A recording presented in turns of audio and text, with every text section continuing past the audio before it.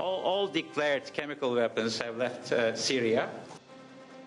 With those words, the man charged with overseeing the removal and destruction of Syria's chemical weapons capability confirmed that the final declared stockpile of more than 1,300 tons of chemical agents had left the country, but left unconfirmed whether Syria still possesses any chemical weapons capability they failed to declare.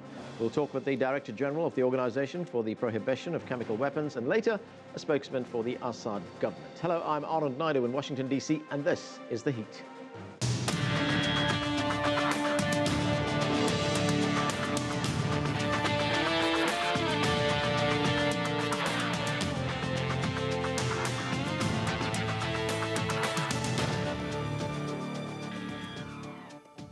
Later this week, a Danish cargo ship carrying tons of Syria's deadly chemical weapons will carefully transfer its lethal cargo onto an American ship for disposal.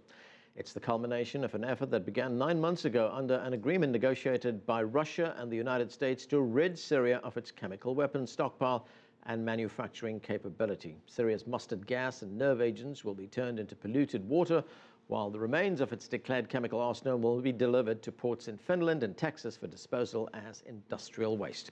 The key word in that sentence we just heard there is declared, because as Ahmet Ujumcu, the man in charge of overseeing Syria's compliance, said last week, his group cannot categorically say that Syria no longer possesses any chemical weapons. Though much has been accomplished, still more remains to be completed under the agreement. In a few minutes, we'll be joined by the Director General of the Organization for the Prohibition of Chemical Weapons, Ahmet Ujumcu, and later by a spokesman for the Syrian government and a member of the Syrian-American Council. But we begin at the United Nations with our correspondent, Liling Tan. And Liling, what is the status right now? Is it mission accomplished? Syria gets rid of all its chemical weapons. What comes next? Well, yes, to a degree, mission is completed. If you look within this disarmament agreement itself, you talked about declared chemical weapons that Syria has made known to the international community through to the OPCW.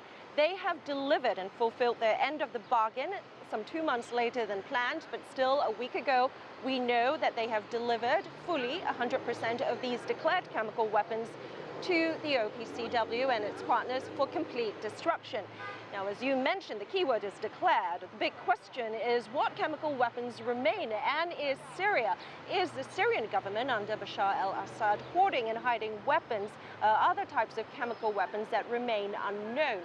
And among the countries and parties that suspect this is the situation are the US, France, and the UK. They believe that Syria continues to hoard chemical weapons that it has not declared.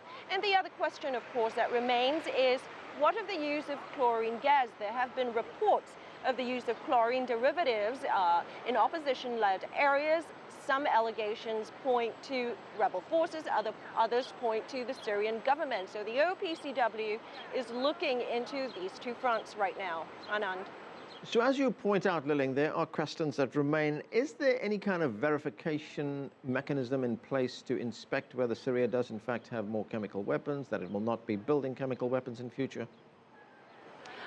As of now, no, the focus has been on this disarmament agreement, and the OPCW is likely to stay on the ground. There's been a lot of suggestion that the OPCW will be kept on the ground even after this disarmament agreement is completed to look into the matter of chlorine usage and undeclared weapons. At this juncture, it is still preliminary, and there is no specific mechanism put in place at this point. One other issue, Liling, and that is President Obama is asking Congress for $500 million to train and equip what the United States is calling moderate forces who are opposed to President Bashar al-Assad. Is this too little, too late? What's going to be achieved here with that?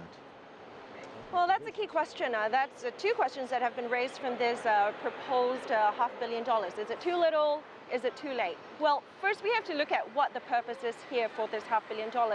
One is to help the moderate vetted rebel groups fight and overthrow the government of Bashar al-Assad. But the other aim is to help them contain and fend off the big and massive threat of the Islamic State of Iraq and Levant, ISIL. Now, they have been rapidly expanding in the region, crossing over the border of Syria and Iraq, and have become a formidable threat.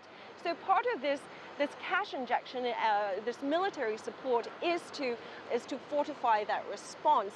Now, the threat from ISIL is a significant one, and the big question is whether $500 million is chump change, or is it enough to contain the threat? The other thing is there have been some criticism that any type of military intervention by a Western nation would only accomplish what these kind of measures have accomplished before, sowing more discord and conflict on a local level.